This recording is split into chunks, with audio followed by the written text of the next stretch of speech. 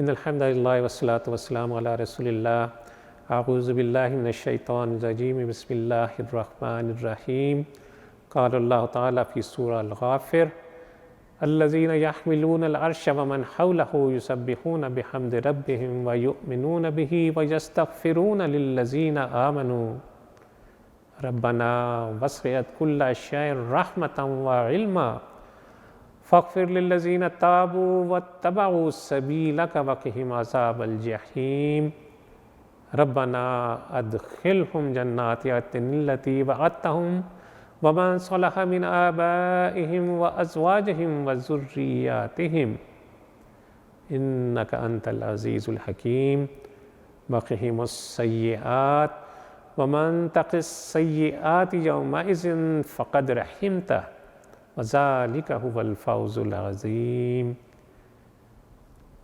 عرش الہی کے حامل فرشتے اور وہ جو عرش کے گرد و پیش میں حاضر رہتے ہیں سب اپنے رب کی حمد کے ساتھ اس کی تسبیح کر رہے ہیں۔ وہ اس پر ایمان رکھتے ہیں اور ایمان لانے والوں کے حق میں دعائے مغفرت کرتے ہیں۔ وہ کہتے ہیں کہ اے ہمارے رب تو اپنی رحمت اور اپنے علم کے ساتھ ہر چیز پر چھایا ہوا ہے، بس معاف کر دے اور عذاب دوزخ سے بچا لے ان لوگوں کو جنہوں نے توبہ کی ہے اور تیرا راستہ اختیار کر لیا ہے۔ ناظرین کرام، ہم گناہ گاروں کے لیے بڑی ہی حوصلہ افزا آیت ہے، اور اس آیت کا لب لباب یہ ہے کہ حاملین عرش فرشتے اور عرش کے آس پاس جتنے فرشتے ہیں یہ اللہ کے انتہائی مقربین اور انتہائی اعلیٰ درجات کے حامل ہیں۔ یہ فرشتے اللہ عز و جل سے اہل ایمان کے حق میں استدعا کر رہے ہیں کہ اے ہمارے رب اہل ایمان کو بخش دے، اور ان میں سے جنہوں نے توبہ کی انہیں جہنم کی آگ سے بچا لے۔ دعا کیجیے اللہ عز و جل ہمارا شمار بھی ان خوش قسمتوں میں سے کر دے۔ فرشتوں کے حوالے سے ایک بہت اہم بات ذہن میں رہے، یفعلون ما یؤمرون، کہ وہ وہی کرتے ہیں جس کا ان کو حکم دیا جاتا ہے۔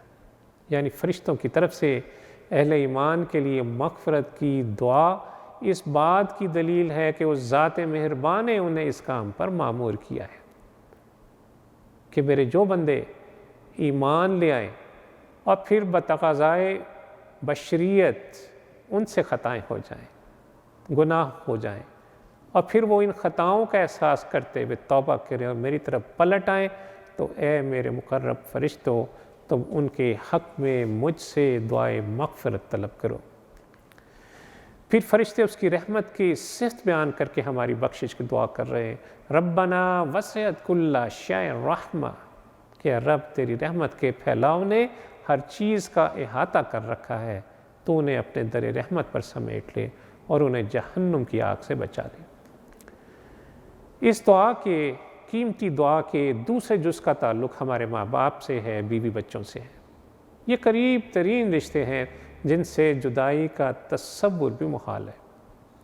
عرش کے افضل فرشتے یہ دعا کر رہے ہیں کہ اے رب اس مومن کے عیسیٰ کو بھی اس کے پاس جنت میں داخل فرما، لیکن یہ چیز یاد رہے کہ اس دعا میں ایک شرط بھی ہے، من صلح، یعنی جنہوں نے اپنی اصلاح کر لی۔ اس متقی مومن کے اکرام کے لیے اس کے گھر والوں کو نیچے کے درجے سے اٹھا کر متقی مومن کے بلند درجے پر پہنچا دیا جائے گا، اور اس کی وجہ یہ ہے کہ مومن کے لیے راحت و مسرت کا سامان کر دیا جائے۔ اور پھر دعا کا تیسرا جز آتا ہے کہ اے رب انہیں قیامت کے دن کی انتہائی اذیتوں سے بچا لیجیے۔ تو ملائکہ اپنے رب سے مومنین کو انہی شدائد سے، محشر کی گھبراہٹ سے اور پریشانیوں سے بچانے کی درخواست کر رہے ہیں۔ اب آتے ہیں اس گفتگو کی کلائمیکس کی طرف۔ فرشتے یہ دعا کس کے لیے کر رہے ہیں؟ اس مومن کے لیے جس سے خطائیں ضرور سرزد ہوئیں مگر وہ ان پر نادم ہوا، اس نے اپنے رب سے رجوع کر لیا۔ تو خیال رہے کہ فرشتوں کی یہ دعا ہر کسی کے نصیب میں نہیں ہوگی، یہ صرف ان لوگوں کے نصیب میں ہوگی جو توبہ کرنے والے، اللہ کے حضور استغفار کرنے والے ہوں گے۔ توبہ کا لفظ تاب سے نکلا ہے، جس کے معنی ہے لوٹنا اور رجوع کرنا۔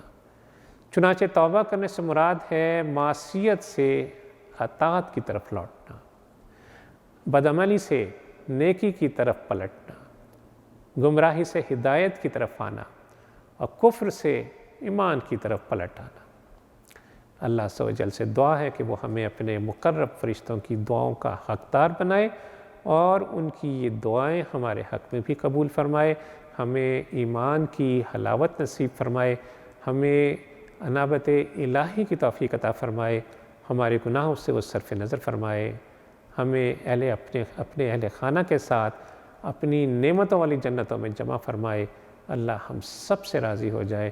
وصلی اللہ تعالیٰ علی خیر خلقہ محمد وعلی آلہ وصحبہ وسلم۔ صلو علیہ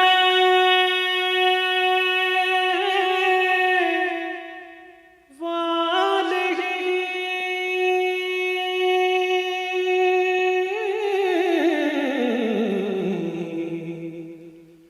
صلو علیہ